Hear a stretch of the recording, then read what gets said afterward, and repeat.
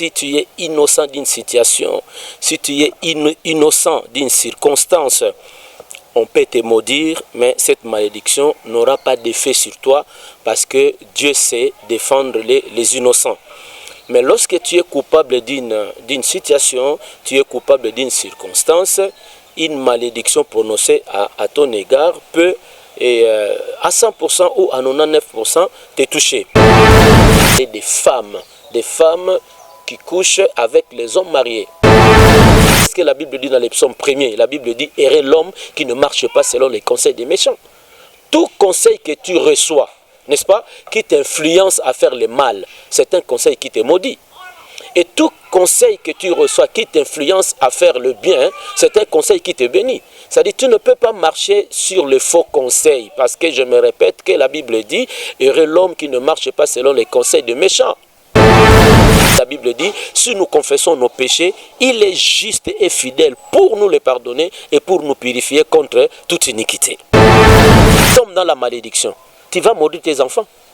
Parce qu'avec l'argent volé, on nourrit les enfants. Avec l'argent volé, on est tenté de scolariser les enfants. Avec l'argent maudit, on soutient les enfants. Avec l'argent maudit, on paye les loyers. Avec l'argent maudit, n'est-ce pas, on soutient sa famille. C'est qu'on est tenté de maudire aussi les enfants.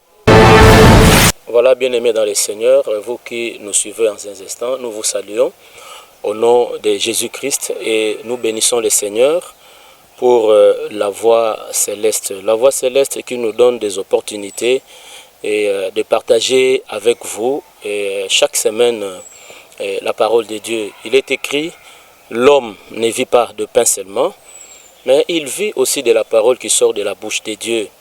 Et lorsque nous prenons de la nourriture sur le plan physique, c'est juste pour nourrir notre corps. Et lorsque nous écoutons la parole de Dieu, et cette parole nous donne la vie. Jésus a dit dans Jean 15, il a dit à ses disciples, déjà vous êtes purs à cause de la parole que je vous ai annoncée. Et nous voulons faire la suite de notre message de la fois passée où nous étions en train de parler de la vie maudite.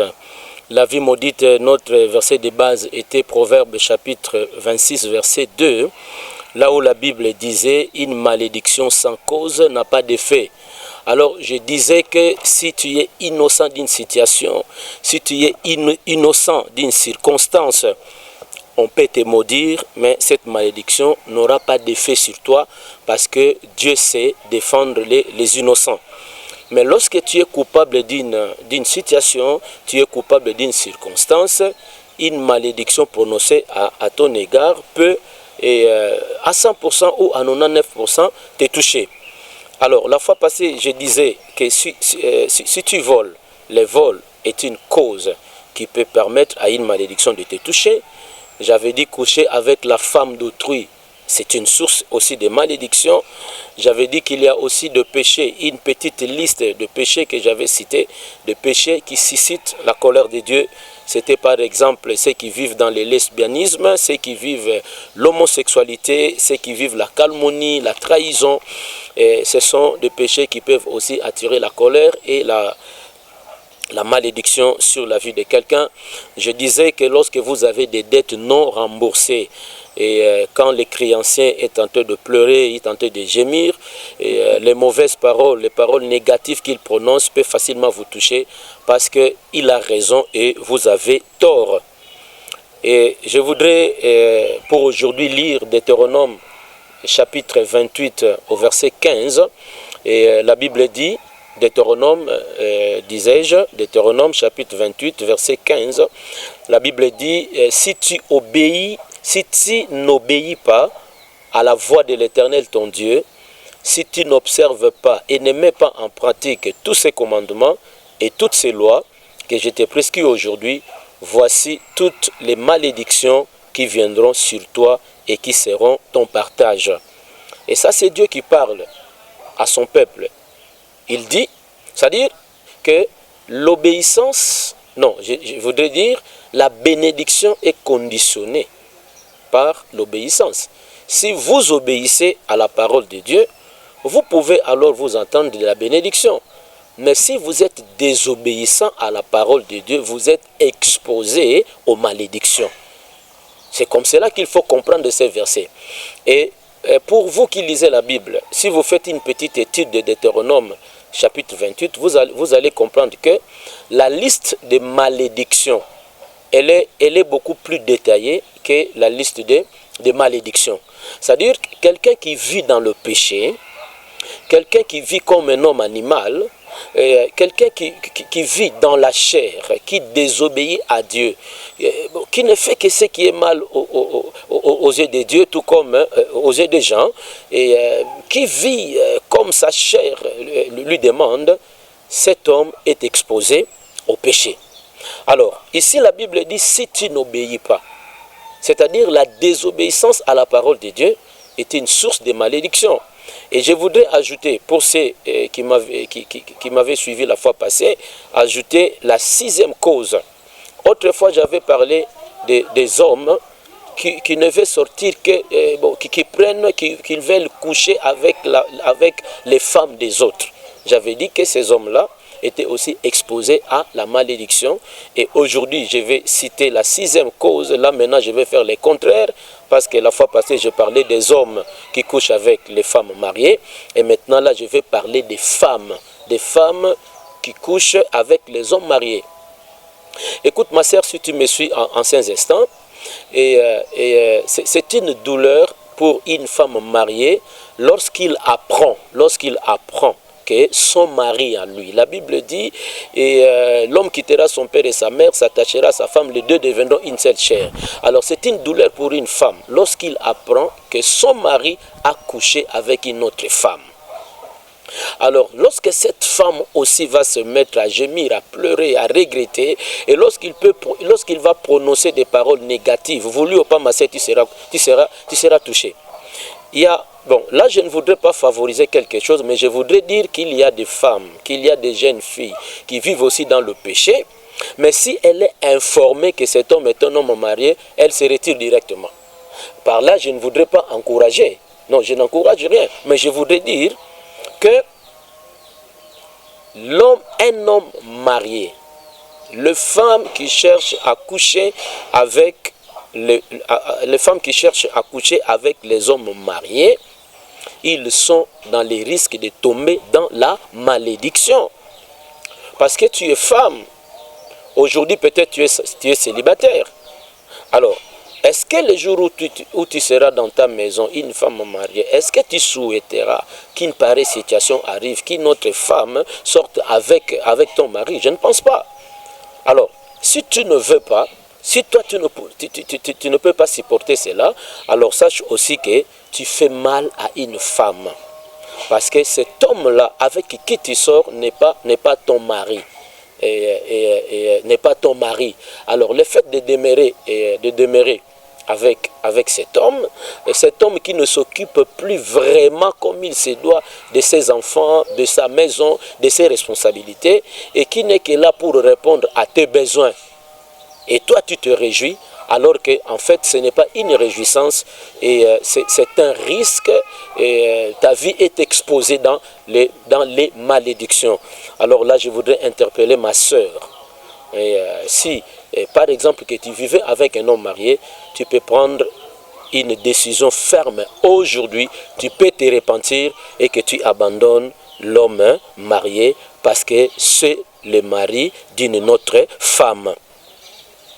La 7e cause, je voudrais dire, quand tu es habitué au mal ou lorsque tu fais mal aux serviteurs de Dieu. Ici, je ne voudrais pas d'abord parler du vrai ou du faux, mais je parle du serviteur de Dieu, à la lumière de la Bible. En principe, tu ne peux pas faire mal à un serviteur de Dieu. Parce que les serviteurs de Dieu sont mandatés pour bénir le peuple. Parce que j'ai une philosophie que j'énonce souvent, j'ai toujours dit à l'Église, que Dieu bénit l'homme par l'homme. Il guérit l'homme par l'homme. Il restaure l'homme par l'homme. Pour sauver l'homme, Dieu s'est fait homme. C'est-à-dire qu'un serviteur de Dieu est une personne à respecter. je vais me répéter. Ici, je ne suis pas dans les vrais ou dans les faux. Je parle des serviteurs de Dieu et je précise, je parle de ceux qui servent Dieu en vérité. Je dis que ces hommes-là qui craignent Dieu, qui servent Dieu, qui sont serviteurs de Dieu, ils le peuvent. Bon, et permettez-moi de parler au singulier. Cet homme-là, serviteur de Dieu, il peut être ta source de bénédiction, tout comme il peut être aussi ta source de malédiction. Tout dépend de la manière où tu vis avec lui. Parce qu'il y a des gens qui vivent à côté des serviteurs de Dieu, mais qui sont des hypocrites. Il y a des gens qui vivent à côté des serviteurs de Dieu, apparemment. Bon, apparemment, c'est comme si, bon, il a de l'amour de ses serviteurs de Dieu, mais il est à ses côtés pour les détruire. Il dit n'importe quoi sur son ministère, sur la personne. Et là, je suis en train de préciser que si tu fais mal à un serviteur de Dieu, et d'ailleurs, il est écrit dans la Bible dit, ne touchez pas à mes oins. Ne fais pas mal à un serviteur de Dieu. Ne dis pas du mal sur un serviteur de Dieu. Ne critique pas un serviteur de Dieu. Aaron et Marie ont essayé de le faire. Quelle était la suite? Les deux étaient frappés de la lèpre. Donc, il y a beaucoup de gens aussi qui vivent sur la terre, qui sont maudits parce qu'ils ont fait mal à un serviteur de Dieu. Mais peut-être qu'ils ne font pas cas de cela. C'est-à-dire, ils négligent cela. Ils trouvent cela normal. Mais nous avons déjà comme ça. La fois passée, je vous avais parlé je vous avais parlé de ce genre de choses. Et aujourd'hui, je suis en train d'ajouter de nouvelles leçons et peut-être répéter d'autres éléments que j'avais parlé la fois passée. Tu ne peux pas faire mal à un serviteur de Dieu. Parce qu'un serviteur de Dieu peut être pour toi une source de bénédiction, tout comme un serviteur de Dieu peut être pour toi une source de malédiction. Faire mal à un serviteur de Dieu est une source de malédiction. Critiquer un serviteur de Dieu, injurer un serviteur de Dieu, calomnier un serviteur de Dieu, parler de faux témoignages sur un serviteur de Dieu, détruire son témoignage, détruire sa réputation, c'est une source de malédiction. Et huitième cause, quand tu fais mal à quelqu'un, ou tu veux récupérer ce qui ne t'appartient pas, tu veux le récupérer avec force. Vous voyez? Avec force. Et il y en a ceux qui disent que non, je n'avais pas volé, j'avais pris ou j'avais récupéré. Ok, quand tu récupères quelque chose qui ne t'appartient pas, ou quand tu tues les propriétaires de la chose pour que tu récupères, tu commets un péché. Tu commets une abomination. Et la malédiction aura de l'impact sur toi. Ici, je peux me rappeler me rappeler de Naboth. Naboth avait sa vigne. La vigne lui appartenait.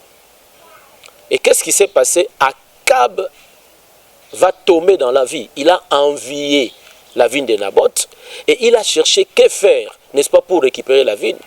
Et quand il est allé dans sa maison, triste qu'il était, sa femme Jézabel, une idolâtre femme, qui va demander à son mari, mais pourquoi je te vois triste? Son mari va lui dire que voilà, et j'ai demandé à Naboth, n'est-ce pas, de me céder et sa vigne. Naboth n'a pas voulu, et Jézabel va lui dire que mais c'est toi qui es roi dans cette nation. Alors réjouis-toi, je sais ce que je vais faire pour que tu récupères cette vigne. Il lui a prodigué des fonds conseils. Qu'est-ce que la Bible dit dans les psaumes premiers? La Bible dit, errez l'homme qui ne marche pas selon les conseils des méchants.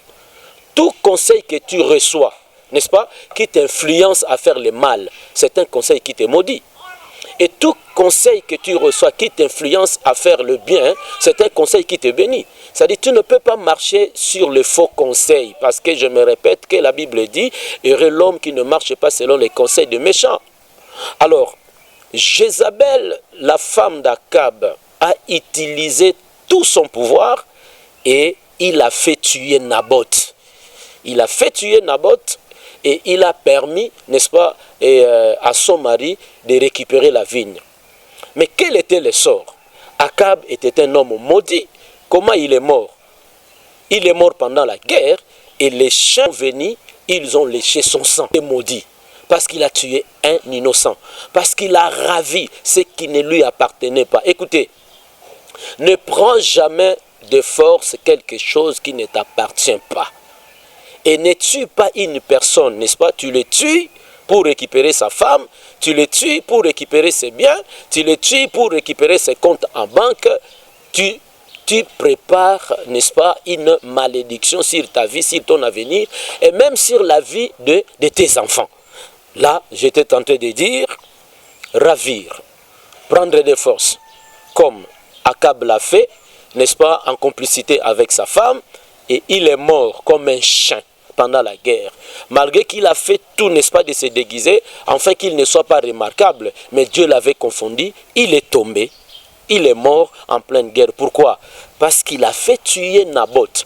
Vous savez, quand vous faites mal à quelqu'un, hein, la Bible dit que les sangs d'Abel crient. Qui était Abel? Abel n'était pas Dieu. Une personne de la même nature que toi. Mais lorsque Caïn l'avait tué, la Bible dit que les sangs d'Abel criaient. Quand tu fais mal à quelqu'un, son sang va crier.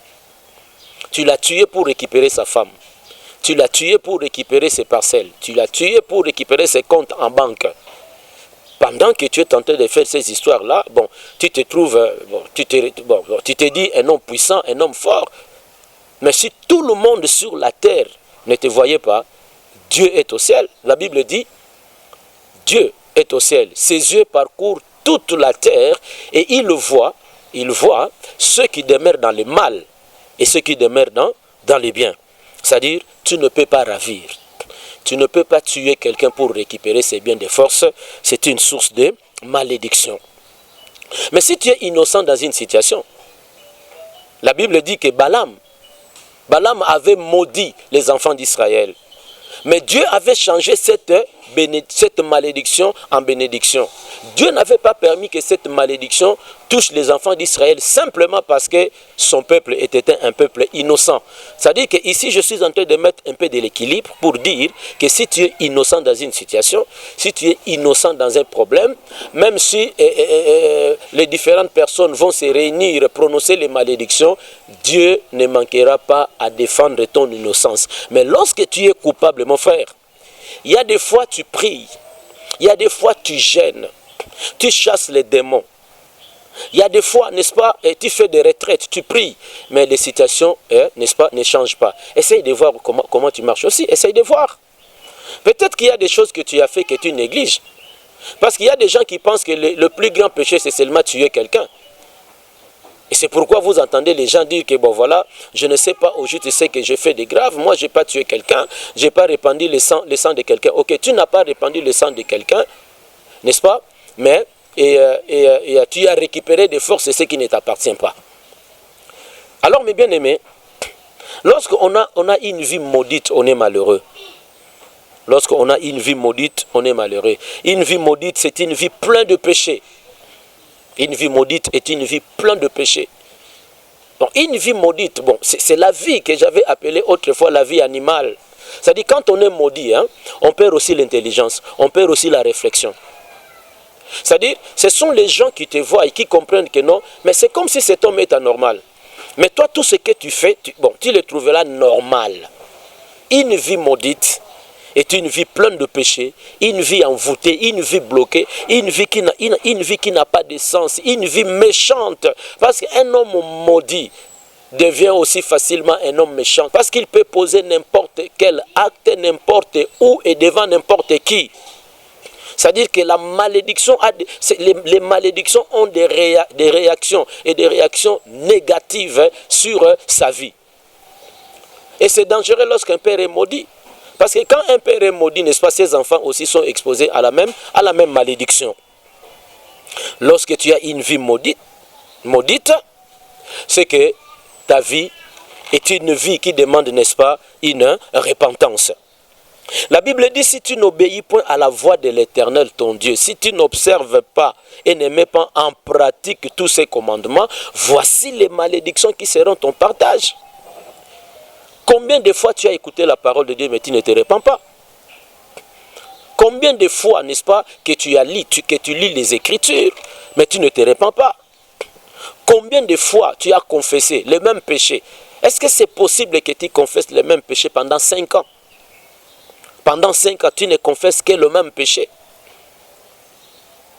Cela signifie que tu ne veux pas, n'est-ce pas, abandonner le péché, mais tu demeures. La Bible dit, Celui qui cache ses transgressions ne prospère point, mais celui qui les avoue et les délaisse obtient miséricorde. C'est-à-dire qu'il n'y aura pas des avancées, il n'y aura pas de changements si, n'est-ce pas, tu ne passes pas par la repentance. Et là, je parle de la vraie repentance. C'est-à-dire, si aujourd'hui, j'ai mal fait et que je me repens sincèrement devant Dieu, et je prends des décisions fermes, n'est-ce pas, d'abandonner toute cette ancienne vie, en tout cas, Dieu ouvre ses bras, n'est-ce pas, pour vous accueillir, parce que la Bible dit, si nous confessons nos péchés, il est juste et fidèle pour nous les pardonner et pour nous purifier contre toute iniquité. Une vie maudite est une vie qui n'a pas de sens. La Bible dit, tu seras maudit dans la ville, tu seras maudit dans les champs. C'est-à-dire, parce que tu es porteur d'une malédiction, tu peux être dans une ville, tout le monde se réjouisse, mais toi tu n'auras pas cette réjouissance. Pourquoi? Parce que tu es sous la malédiction. Tu seras maudit dans les champs. Ici on parle des champs parce qu'Israël vivait des champs. Mais aujourd'hui, n'est-ce pas, actualisons cela, représentons les champs par ce que nous faisons aujourd'hui comme travail. C'est-à-dire, Dieu veut dire que tu seras maudit dans ton travail. Tu feras des projets mais ça n'avancera pas. N'est-ce pas? Tu vas commencer tu vas commencer ensemble avec les amis. Les amis vont prospérer. Les amis iront loin. Mais toi, tu vas demeurer. Tu vas demeurer stationné. Tu ne connaîtras pas des avancées dans ce que tu fais. Pourquoi? Parce que tu es porteur, n'est-ce pas, d'une malédiction. Ta corbeille et ta huche seront maudites. Donc là, on fait toujours très haut au travail. Les fruits de tes entrailles et les fruits de ton sol, les porteurs de ton gros et de ton menu bétail, toutes ces choses seront maudites. Les fruits de tes entrailles, c'est-à-dire les enfants. Comprenez? C'est pourquoi je disais que si tu es un père comme moi, tu fais n'importe quoi. Tu poses des actes dangereux, des actes méchants. N'est-ce pas? Tu gâches ta vie. Et tu tombes dans la malédiction. Tu vas maudire tes enfants. Parce qu'avec l'argent volé, on nourrit les enfants. Avec l'argent volé, on est tenté de scolariser les enfants. Avec l'argent maudit, on soutient les enfants. Avec l'argent maudit, on paye les loyers. Avec l'argent maudit, n'est-ce pas, on soutient sa famille. C'est qu'on est tenté de maudire aussi les enfants. Alors, je suis en train de prendre les versets comme ça. Le ciel sur ta tête sera des reins. Et la terre sous toi sera de fer. C'est-à-dire, on dit que si tu es maudit, le ciel sur ta tête sera comme des reins. C'est-à-dire, il n'y aura pas un passage. Tu prieras, mais Dieu n'exaucera pas. Donc, sur toi, il n'y aura pas de nuages, mais il y aura des reins. Il y aura du fer. C'est-à-dire, tu prieras, mais Dieu n'exaucera pas. Comment Dieu peut-il exaucer un homme méchant? Comment Dieu peut-il exaucer un homme méchant? Alors il va mettre les reins. C'est-à-dire, il va mettre la barrière. C'est-à-dire, il n'y aura pas de communion entre toi et Dieu. C'est-à-dire que tu crieras et Dieu n'entendra pas. Or, quand un juste crie, l'Éternel attend. Quand un juste crie, l'Éternel attend. Mais quand un méchant crie, quand un maudit crie, il est maudit à cause de ses péchés. Il est maudit à cause de ses actes abominables. Il est maudit parce que lui ne fait que le mal. Il va crier, mais le ciel sera pour lui comme des lérins. C'est-à-dire, il y aura là la barrière. Tout le monde prie, mes bien-aimés, mais Dieu n'exauce pas tout le monde. Vous savez, la vérité, il faut la dire. Il faut expliquer la vérité.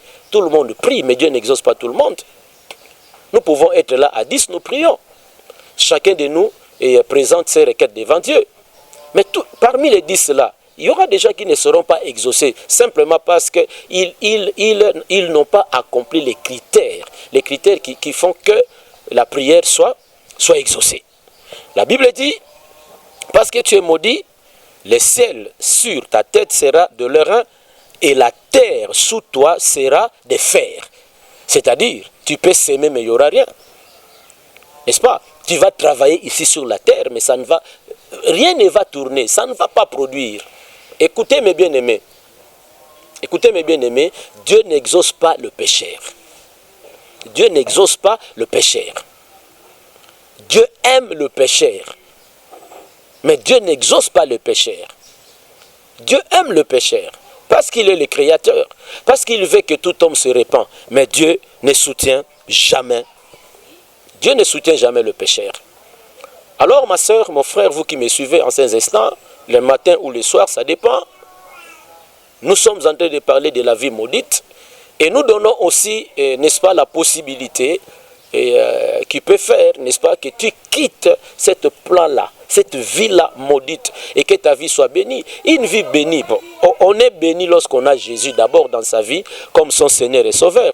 On est béni lorsqu'on a Jésus dans sa vie. Quand on a Jésus, et pas le Jésus de la bouche, pas le Jésus de la bouche, pas ces Jésus-là de la chanson, on chante Jésus mais on ne vit pas Jésus. Donc recevoir Jésus, vivre comme Jésus l'exige, que Jésus ne soit pas seulement ton sauveur, c'est-à-dire que celui qui est mort à ta place, celui qui a donné sa vie à ta place, mais que Jésus soit ton Seigneur. Et quand un Seigneur crie, mais qui bouge? Quand un souverain crie, quand un souverain parle, on dit oui et amen. Change ta vie. Change ta vie. Que Jésus ne soit pas un Jésus de la bouche, mais un Jésus qui vit dans les cœurs. Un Jésus qui occupe totalement ta vie, totalement ton cœur. Et que les gens qui te voient aussi, qui le témoignent, que nous l'avons connu. Il était comme ça, voilà, il était un voleur, il était un prostitué, une prostituée. Il était un bandit, il était un homme méchant, mais aujourd'hui nous voyons les œuvres de Dieu en lui. Là, Dieu va se réjouir au ciel. Il faut quitter l'étape de la vie maudite. Il faut quitter cette étape-là, se repentir pour aller de l'autre côté. Une vie maudite n'est pas une vie qu'il faut encourager. Une vie maudite, c'est une vie de pleurs. Une vie maudite, c'est une vie qui ne plaît pas à Dieu. Mais bien aimés dans le Seigneur, et nous parlons souvent 20 ou 25 minutes, et souvent nous vous demandons que si Dieu vous a touché, si Dieu vous a parlé, et que vous avez besoin de conseils, n'hésitez pas d'appeler sur les numéros affichés de votre petit écran. N'hésitez pas, n'est-ce pas, d'appeler. C'est les 0 et 99 29 538. 0 99 ou 99 538. Appelez pour demander conseil. Appelez. Peut-être que vous me demandez, mais qu'est-ce que je peux faire moi aujourd'hui? Qu'est-ce que je peux faire? Dieu va nous aider, n'est-ce pas, à vous proposer des pistes de solutions. Des pistes de solutions, n'est-ce pas, qui vous aideront, n'est-ce pas, à quitter cette étape-là de la vie maudite, n'est-ce pas, pour aller de l'autre côté, parce que le Christ vous attend. Et vous pouvez nous appeler, nous allons nous entretenir, nous allons partager. Et la fois passée, il y avait une bande passante, qu'on annonçait une opération qui se passe dans notre communauté, dans notre église. C'est l'opération de l'achat parcelle. Et tu es un enfant de Dieu. Et Dieu peut te toucher, n'est-ce pas, pour nous soutenir. Parce qu'autrefois, nous étions sous les manguiers, et autrefois, on était sous les nattes, et autrefois, on était comme des réfugiés. Mais aujourd'hui, Dieu est en train, n'est-ce pas, d'amener son Église à la compréhension. Nous avons compris aujourd'hui qu'avec nos propres moyens, n'est-ce pas, nous pouvons construire pour Dieu. Nous pouvons acheter et faire quelque chose pour permettre aux enfants de Dieu de bien prier. Si Dieu vous touche, vous avez les numéros et dans les jours qui viennent, nous allons vous donner nous allons vous préciser les comptes en banque. Mais vous pouvez nous appeler et partager avec nous les soucis, n'est-ce pas, que Dieu peut mettre dans votre cœur pour que vous contribuiez aussi dans cette grande opération de l'achat parcelle. Je sais que votre contribution ne passera pas dans les vides, Dieu en tiendra compte. Vous pouvez être à Kinshasa, vous pouvez être en Europe, vous pouvez être en Amérique, en Asie ou en Océanie. Essayez de nous appeler. D'abord pour votre propre vie, comment vous pouvez faire, n'est-ce pas, pour quitter l'étape de la vie maudite. Et aussi si Dieu vous touche, n'est-ce pas, pour contribuer dans cette grande opération de l'achat partiel de l'Église. Achat partiel de l'Église, je sais que le ciel vous sera favorable. Et merci encore une fois à la Voix Céleste et merci à vous tous. Et laissez-moi prier pour vous même une seconde. Seigneur Dieu, merci. J'ai prié pour ma soeur, pour mon frère qui m'a suivi. Permets, Seigneur, que cette parole, que ce message influence la vie, Seigneur, de ton peuple. Et que cette influence le pousse, n'est-ce pas, à prendre des décisions fermes. Les décisions qui amèneront le changement, les décisions qui amèneront la nouveauté des vies, le sérieux dans la vie. Influence ton peuple, Seigneur. Et parmi tous ceux qui m'ont suivi, s'il y a quelqu'un qui est malade, qu'il soit guéri. Et que celui qui a des problèmes, que Dieu se souvienne, qu'il donne solution. Que le ciel vous soit favorable. Au nom de Jésus-Christ. Amen. Que Dieu vous bénisse.